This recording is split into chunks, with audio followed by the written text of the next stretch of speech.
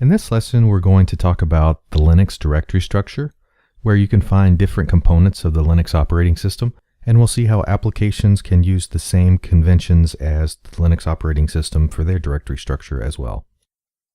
First, I'd like to share with you some of the most common top-level directories that you'll see when using the Linux operating system. There might be several top-level directories to be aware of, but these first few are the most important, and they're the ones that you'll interact with the most often. The Linux directory structure is like a tree. The base of the Linux file system hierarchy begins at the root. Directories will start to branch off the root, but everything starts at root. The directory separator in Linux is symbolized by a /. Most of the time we just abbreviate this to /. Often root is referred to as / since there are no other directories. If you hear someone say look in / or that file is in /, they are referring to the root directory. Bin or /bin is where you will find binary files or executable files. Programs are written in source code, and this is human readable text. These text files are then compiled into machine-readable binaries.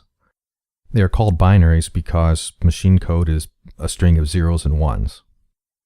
Just know that applications that you can run are sometimes located in /bin. /etc or etc is where you'll find configuration files. Configuration files control how the operating system or applications behave. For example, there's a configuration file in /etc that tells the operating system whether to boot into a text mode or into a graphical mode. /home is where user home directories live. So for example, my home directory would be /home/Jason. Linux systems can and often do have multiple users or multiple user accounts. And the home directory is where you can separate your data from another account's data. You can store anything you want to in your home directory. You could store documents or music files or your vacation pictures. Opt is where optional or third-party software lives. Opt is for software that is not bundled with the operating system. For example, Google Earth is not part of the standard Linux operating system, so Google Earth gets installed in opt. /tmp is called temp, and it's for temporary space. And most Linux distributions clear /tmp at boot time. So if you put some files in temp and the Linux server gets rebooted or your Linux desktop gets rebooted, your files will be gone. Now, temp is a great place to store temporary files, but do not put anything in temp that you want to keep long term. /usr is called user, and this is where user-related programs live. Each one of these directories can have subdirectories. For example, we already talked about home /home/username. User is no different. There will be a subdirectory structure within user, and you'll find binary programs and executables located in /usr/bin, user bin. /var, also called var, is for variable data. Think of things that change often. Things that change often on a Linux system are typically log files that are generated either by the operating system itself or applications. In Linux, we typically talk about directories. In other operating systems, they may call the similar concept folders. If you think about it in terms of folders, then / or root is the main folder, and each one of these are subfolders. Again, folder and directory is often used interchangeably. In Linux, again, we're going to use the term directory. Here's a graphic that illustrates that each one of the directories hang off of / or start at the root. This graphic just illustrates that each directory can have many subdirectories. Here's yet another way to visualize this. In this example, we can see /home/Jason has 3 directories: documents, downloads, and music.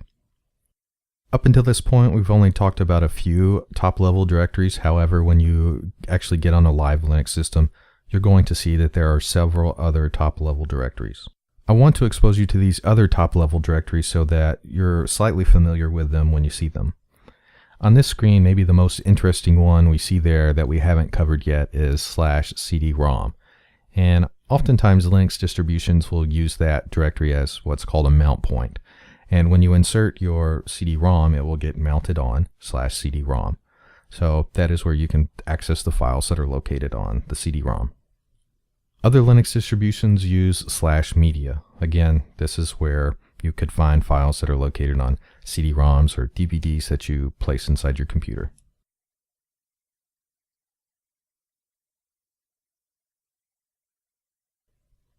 We've already talked about opt.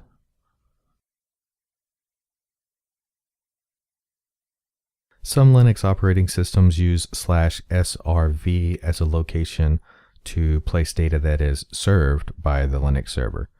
For example, web files would be an srv www, or if it's an FTP server, maybe the files would be located in /srv/ftp. We mentioned earlier about user having subdirectories, user bin, user library, etc.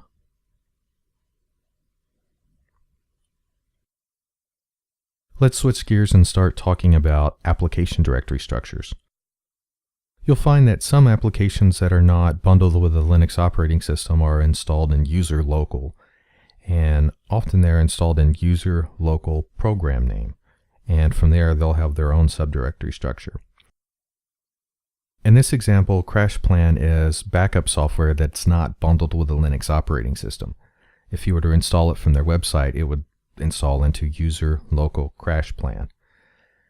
And if you wanted to find the binary for this program, you would look in user local CrashPlan bin. If you wanted to configure how the program behaves at runtime, you would modify configuration files that are located in user local CrashPlan etc. If you wanted to see the log files that the program is generating, again look in log, user local CrashPlan log. We've already talked about how applications can be installed in opt. AVG is antivirus software. It's not bundled with a Linux operating system, and this particular application installs in opt AVG. Again, this is a common pattern, opt program name bin. Here is a slight variation that you'll sometimes see applications follow. Let's take this fictitious application called MyApp, for example. Even though the main MyApp program gets installed in opt MyApp, where maybe the binaries live and the libraries live, you'll also see that it can install files in etc opt MyApp, and that's where you would find the configuration files. The log files would be in /var/opt/MyApp. Sometimes when applications get installed, they're not given their own directory structure. They're installed in a shared manner. So maybe MyApp gets installed in user local. In this case, it would be user local bin MyApp. And the configuration file could be user local etc/myapp.conf. User local bin would not only contain MyApp, but other applications that were installed in this shared manner. Another common practice is to use opt company name or opt organization name.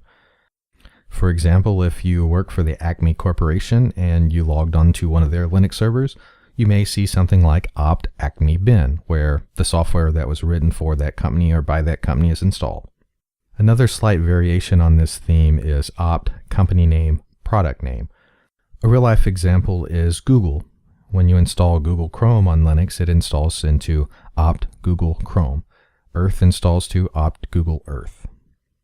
Here's yet another slight variation, opt organization name or opt company organization name, or even user local company name organization name.